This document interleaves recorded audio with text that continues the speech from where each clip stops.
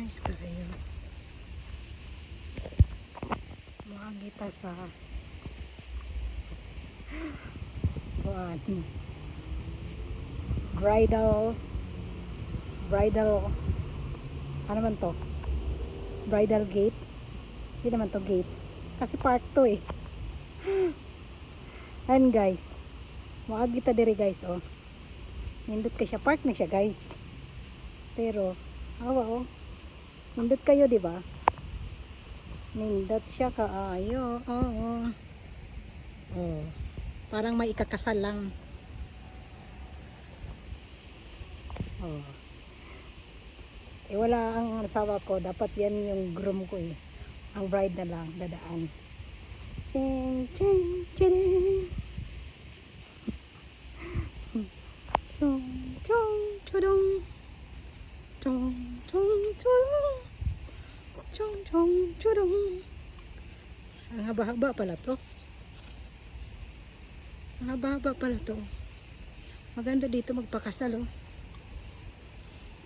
Pag may ikasal dito maganda, di na kailangan ng maggasto ng bulaklak kasi ang dami oh, nakaano na, nakadecorate na. Ayan oh. Di ba ang ganda, ang lawak-lawak pa guys, promise. Yung isa namatay oh, pero oh ang ganda talaga oh. Saan ka ba nakakita ng park na ganito? Kung sa Pilipinas to, pagrintahan to ba? Pagririntahan, gawing ano, yung pag ikakasal, may ikakasal, mga garden wedding. Ang ganda talaga ta kasi lahat sila namumulaklak oh. Grabe. Grabe. Grabe. Sobrang ganda oh. Ang bango pa. Bango. Yan yung bulaklak niya oh, sa malapitan. O diba oh? Ang lawak. Ang lawak. Ang ganda. O diba? Makakasave ka dito pag ikakasal ka. Kasi wala na, hindi na kailangan yung decoration. Diba? Kasi may libre pang mga puno. May libre pang mga puno guys. Yan guys. Tapos may mga kapitbahay. Park to guys. Maliit na park. Diba? Okay. Diba ang ganda? Tapos yun yung ano niya. Ang pinapasukan namin kanina. Diba mula doon?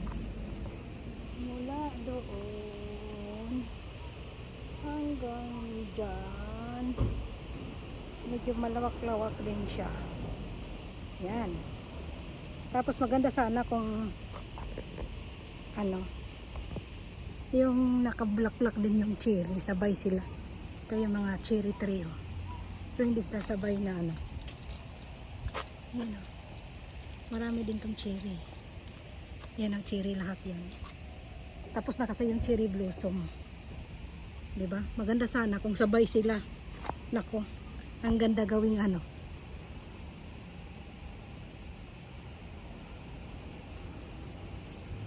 Medyo manawak-lawak talaga tong park na to. Ang ganda niya. Lalo na pag cherry blossom dito, ang ganda. Hindi ko lang napuntahan last ano, noong March katapusan. Kasi nalilito ako kung saan ako pupunta. Marami kasing cherry. Yung pinakamarami ang pinuntahan namin ng ate ko. Yan. Lilinisin nila to eh, kasi maano na yung ano, grass. Marami na yung grass.